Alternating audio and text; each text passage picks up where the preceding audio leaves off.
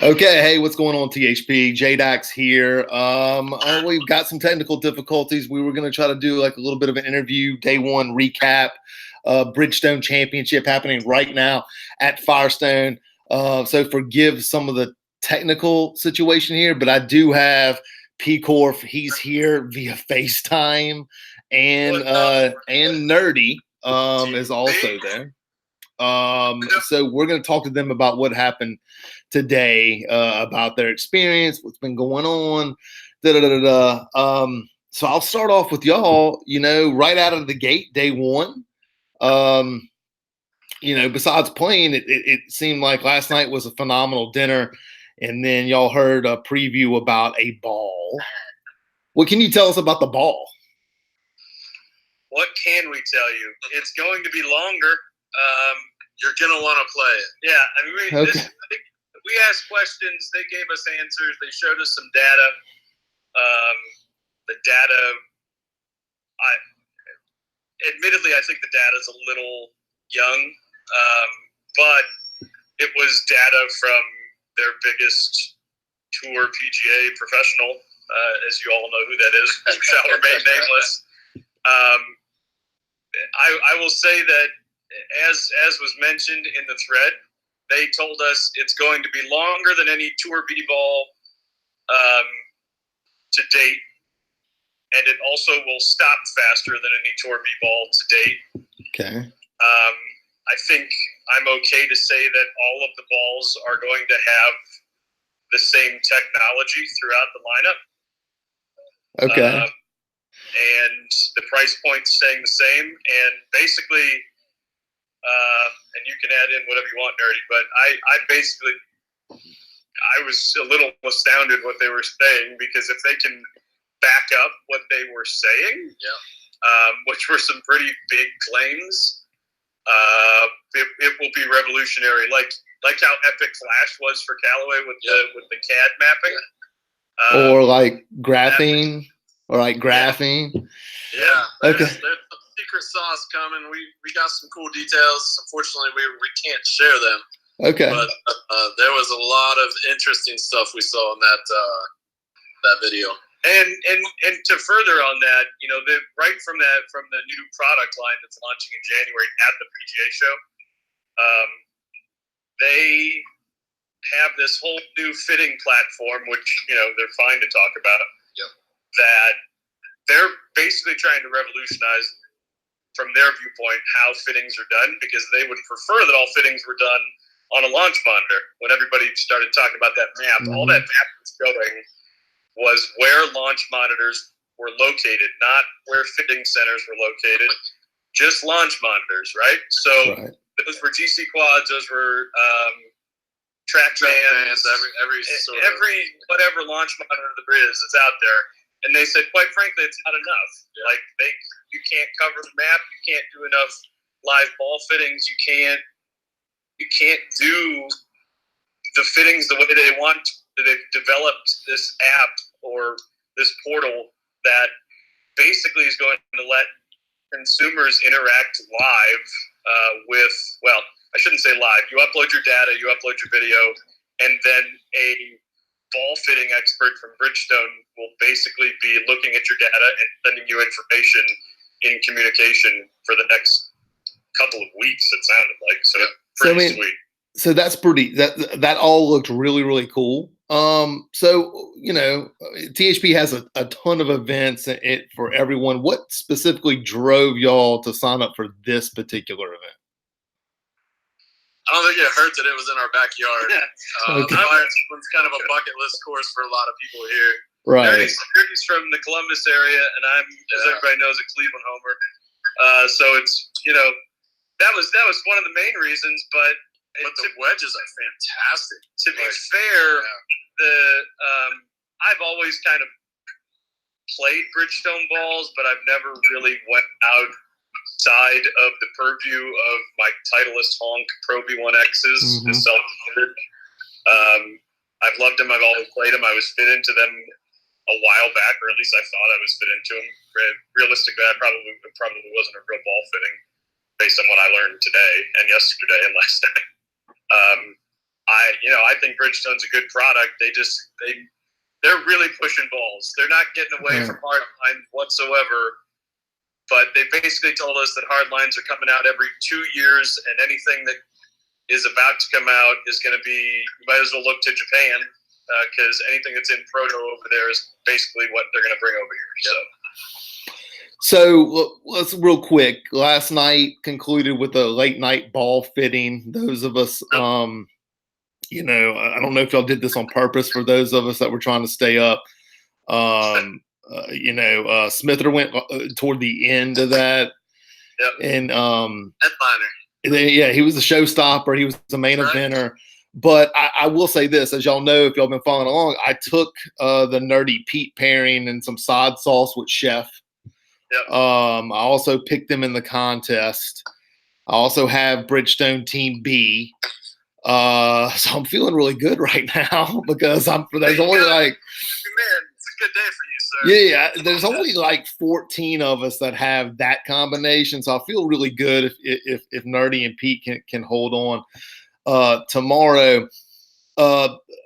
And in fact, when I saw Pete went first last night, and when I saw his TrackMan numbers, I felt really good about that pick.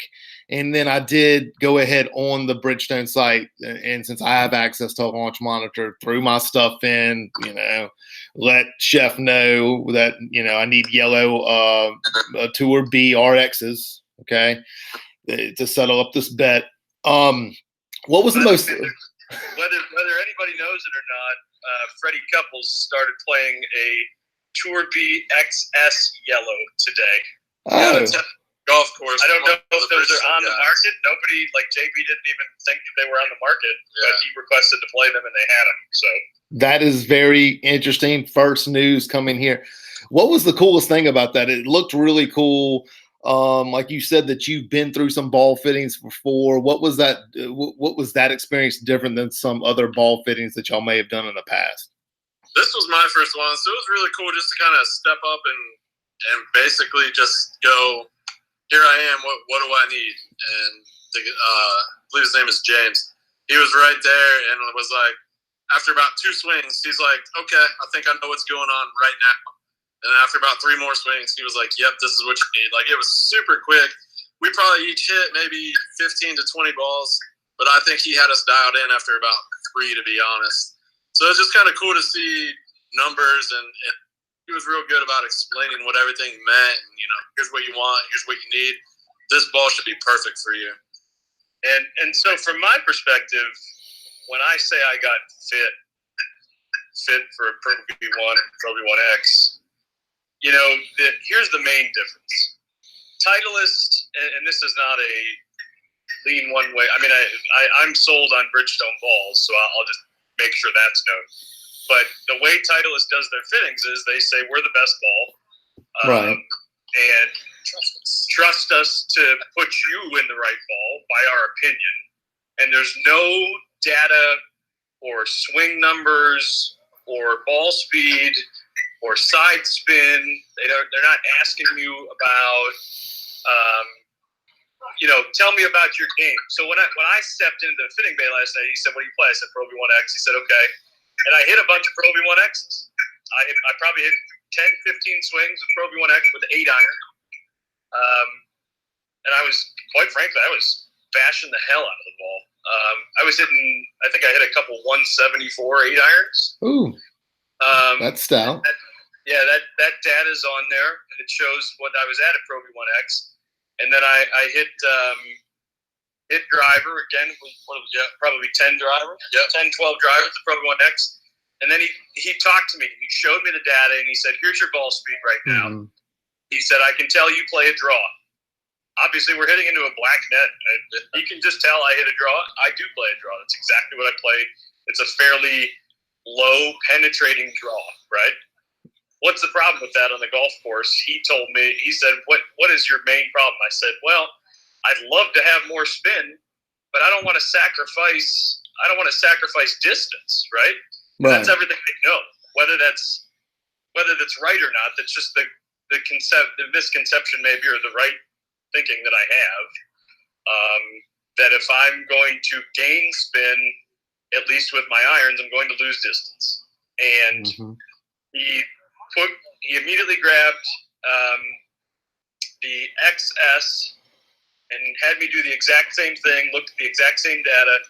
The crazy part about it was my ball speed really didn't change, but I gained like 6 or 7 yards off the driver. That's pretty decent. Then what did change was my left-right spin. It basically took everything where the Pro V1s were hit. I was hitting them all right about 174, 172 with the XS, but the peak height was higher. And so basically that means he showed me the spin numbers. I'm getting more spin, keeping the distance that I had, and I'm basically able to hold greens. And I admittedly, and I don't mean to get long-winded, admittedly I'm not a numbers guy. I just kind of go play what feels right. I'm a visual person, so I even told him today when we had time to talk at this VIP event, I said, I was sold when I saw my ball flight today. You sold me on the numbers, but I'm not a numbers guy. So when I saw it in person, and I physically I spun 3 wedges off of greens today. Now, that's not exactly what I'm wanting for, but it shows me that the spin went up and they gave me what I need. And once I get used to it, it's gonna be awesome. Hopefully that's tomorrow, by the way. So let's talk about today. Let's talk about the action. Dude, Nerdy, my man. I mean, he just came out and tried to run away. You know, I wanted to say this. I had a phenomenal gift ready for when y'all got to 10 under. Like I had this gift, and it was like it was teed up and it was so ready to go. And then y'all made double, I guess, on the 16th hole. Y'all put. I'm hoping to break out that 10 under gift tomorrow because you're gonna love it. I'm ready. So walk me through that. Like, I mean, y'all are feeling it. Obviously, did y'all play the course at like somebody said it was like 5,800 yards? No, we played just under 63, I believe. Okay. So I mean, it's not terrible. We played everything white except par fives were blue tees. So it was probably 64 and a half. Yeah. So we started on a par 3. We started on hole 11. It was par 3. It was like 160 over water. No range time. So it's like, okay, let's see what we got. That's rough. Everybody stayed dry. We had about a 15-footer downhill, curled it right in for a birdie net ace. And I'm like, okay, we're going. Let's go. And you're off. Right. And you're off at that point. We stepped up to the next hole, and my man Pete just let the driver go. And all day we were sitting just in wedge range. And we were the perfect combination because the tee game is the worst spot for me. But he was putting us out there to where we were perfect. And everything else I'm halfway decent at. So it's like we scored really well. We had one hole where we doubled. We put it left into the trees, both of us. And then we just kind of tried to get out and just never really happened. And we had one hiccup. But other than that, we were just solid all day. JDEX, tomorrow will be a little different. We'll see what happens. Yeah, I mean. Look, our group was behind them, and we pulled up behind them on 10, 11, 12, 13, 14. And remember, I belonged to this course for a year and a half or 2 years, whatever it was. That's not the point. But the point is that I know the course. Yeah. Number 14 is this. What did it play? Like 400 yards, maybe? It's a big dog leg left. Yeah, it was playing like 380. Is this huge dog leg left that you can't see the green from the tee? Yeah. You hit it straight, you're through the fairway, and basically screwed because you're in the trees. And we pulled up behind him when he was hitting, and he took a line on this hole that I have never seen. It's very aggressive. Think of taking. It was beyond aggressive.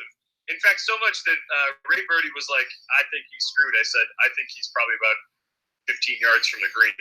We were about 50. Yeah. Anyway.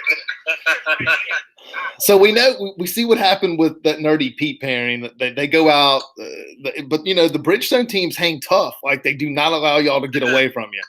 We played with Elliot and Heather. They were a little slow at the start, but the back nine, they really got going. And coming down the stretch, Elliott was just draining every putt. Like the last 5 holes, he was pouring in putts. It was crazy. We kind of fed off each other all day. It was really fun. Well, let's turn our attention to Paul. Okay. So what happened? I mean, I watched the practice round. Okay. I saw that we were balling. I saw what y'all had done during the practice round. I moved the line, made y'all the favorite because you had local knowledge. Yep. I felt like G-Man, if he played like he played during the practice round, that the Pops would be taken advantage of. And it would be tough to overcome that for the rest of the guys unless they got hot like Nerdy and Pete did. So what happened? Y'all come in y'all came out the gate, leaked oil early, got some back, didn't get it back to red numbers. I think after yesterday's round, we came into today pretty confident, like not cocky by all means, but we're feeling good. And he got a lot of pops. And we are not team excuses. We are team fix the problem. And basically, we started out bogey. It was fine. The next hole, we both dunked it in the water on the par 3. And we basically walked off the first 2 holes 4 over. And we said, okay, we need to right the ship. I stood up on the next tee, hit a great drive. I would say from number 4 or 5 on, we righted the ship. We missed a ton of birdie putts. I had birdie putts all day. I bet, no joke, I suck at putting. So I bet I 3-putted without knowing the exact number. I bet I 3-putted 6 holes. Wow. So wow. That's on me, right? That's on me. Yesterday, 3 Jack City. Yesterday I was making some putts. I was rolling them in, and I was lagging it really nicely. And today it was a joke. That hopefully will be fixed tomorrow. Here's the thing about my boy G-Man. He's a true 21 handicap, right? Yeah. But the thing that's crazy about it is like he'll hit 3 shots in a row that are fairly typical for a 21 handicap, and then he'll hit a drive that you're like, whoa, where did that come from? Or he'll hit a 3-wood 250 and laying it on the green to have a birdie putt. Love it. Hey, that's risk reward. His short game is great. His short game is phenomenal, and his putting is better than mine. We did not take advantage of a single pop we had on the scorecard today, and a lot of it was my fault because I was in position to play well today. I started playing well, I would say, after 4 or 5 holes. The goal was to get it back to even by the end of the day because we felt like if we got it back to even, we had no idea, but if the format was going to change, we kind of feel like we have a shot. Fast forward into this evening, he and I, it's hard to say somebody that's 1 over, that's down basically by 9 strokes has a little bit of a glimmer in their eye. I mean, there would have been a big difference between there's a big difference between 1 under and 1 over right now, in my opinion. And I thought that, look, I even texted, I even put it on the forum. I was like, look, if y'all could just get a couple coming in and get this thing to red numbers, because I had a gut feeling, not inside knowledge, that alternate shot was going to show up. And it does here. So this is what I'll tell you. I've watched a lot of these right from the sidelines. I've played in some. I played in the Granddaddy where we got boat raced. I played in the THP Championship and which had a very similar format than this that y'all are seeing, 2-man teams. 2 years ago, THP Championship. I'm looking at my notes here. So 2 years ago, THP Championship. There was a 6-shot lead evaporate in the last 9 holes of alternate shot. Okay. Last year, THP Championship, will go back again, talking stick. I was there, both illiterate and just a hack, and me and Camp Allo Baxter bet in the same format that y'all play the first 9 with tomorrow. Both shot 29s. Mine was to get it to red numbers. His was to actually win the thing by a stroke. So it could happen. I think that for the comeback to happen, there's a couple things that need to happen here. One, y'all have to come out of the gate tomorrow and play lights out. And that because they're going to get some. If he's that long, the Nerdy still gets some pops here. He's a 15. The problem is when y'all turn to the back, y'all have to get out of that unscathed and hope a train wreck happens ahead of you. And I hate to say that, Nerdy. Of course, that's not going to happen. The same tees. So we're playing the back first and the front last. We're teeing up on 10 again. 10, okay. It'll probably be 10 and 11, just like it was today. Yeah.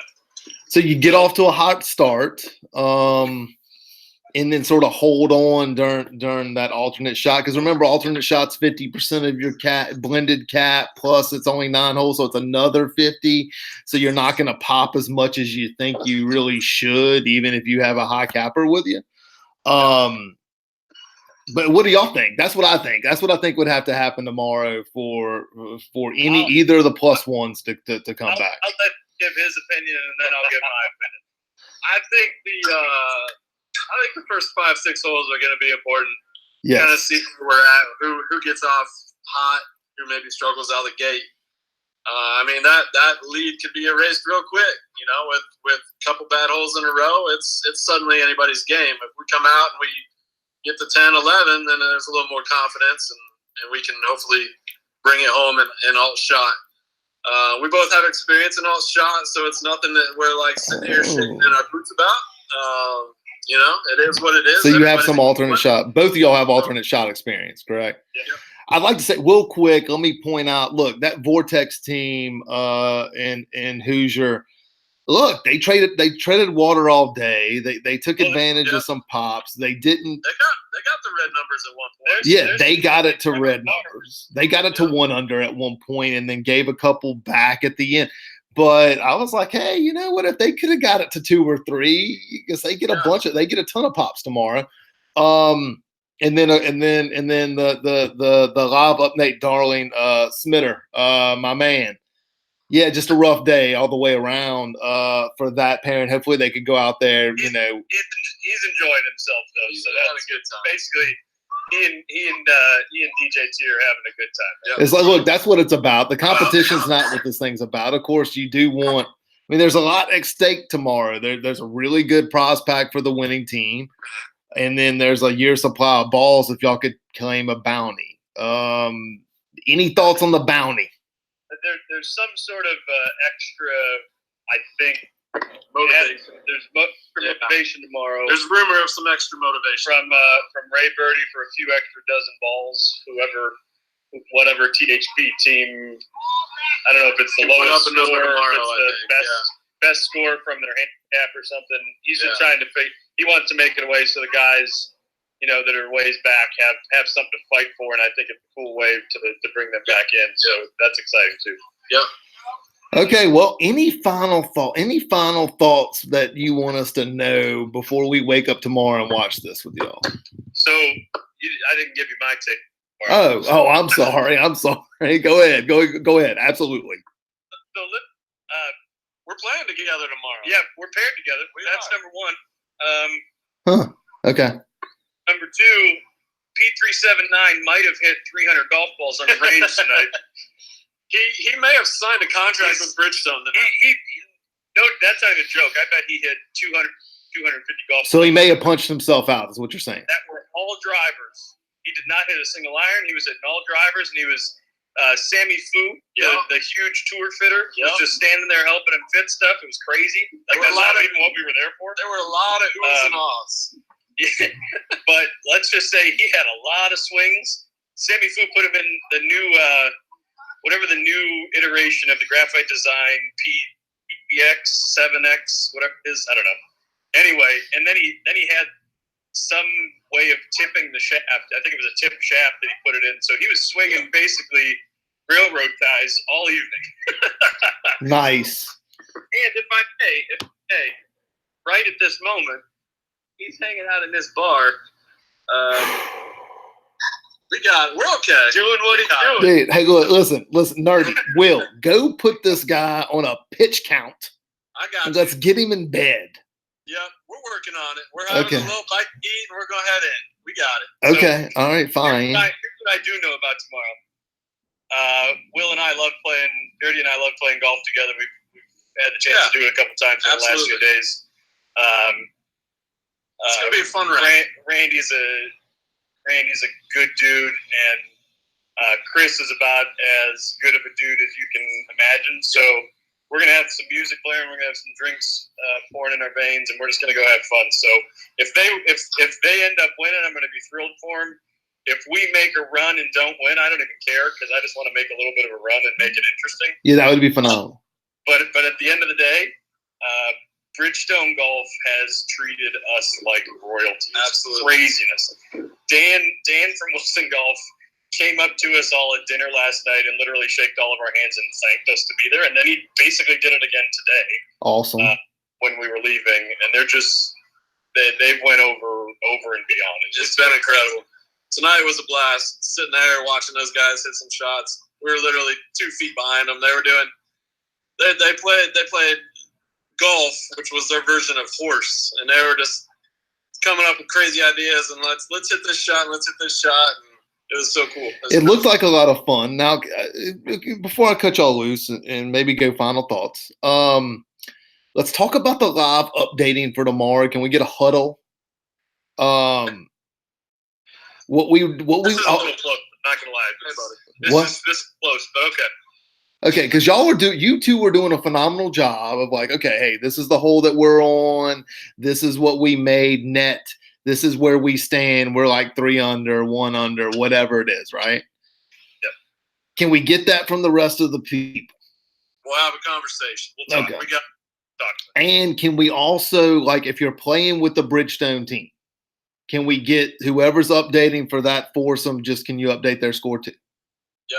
We're not with them tomorrow, but we'll let the boys know. Yeah, I mean, so let's just have a quick huddle in the morning saying, hey, a bunch of us are watching this. It's a lot of fun, but it's not fun to have to be like, like trying to chase y'all down for what's going on, right? I mean, just give us a score. It's been a phenomenal follow. I can't wait to sort of close the show tomorrow. Anything y'all want to say to the THP universe? I don't know. Just keep following along. Who knows what kind of crazy bombs they might drop on us tomorrow? It seems like they like surprises. One right after the next. They like surprises.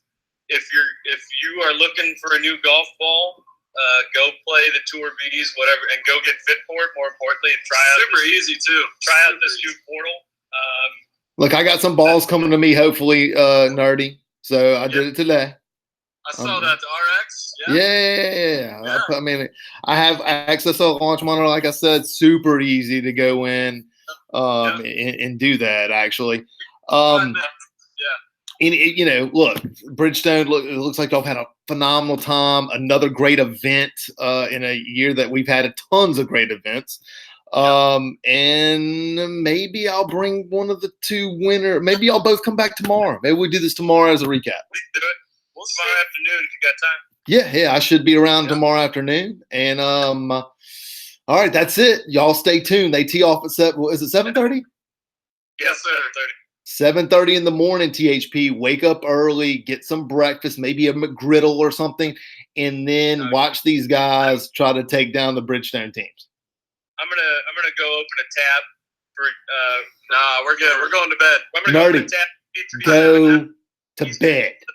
Some ibuprofen, some water. We're gonna go eat our tacos. We're going to bed. And I have a feeling he might be out here late tonight. Okay, no. Dude, I don't know if I can. We're out.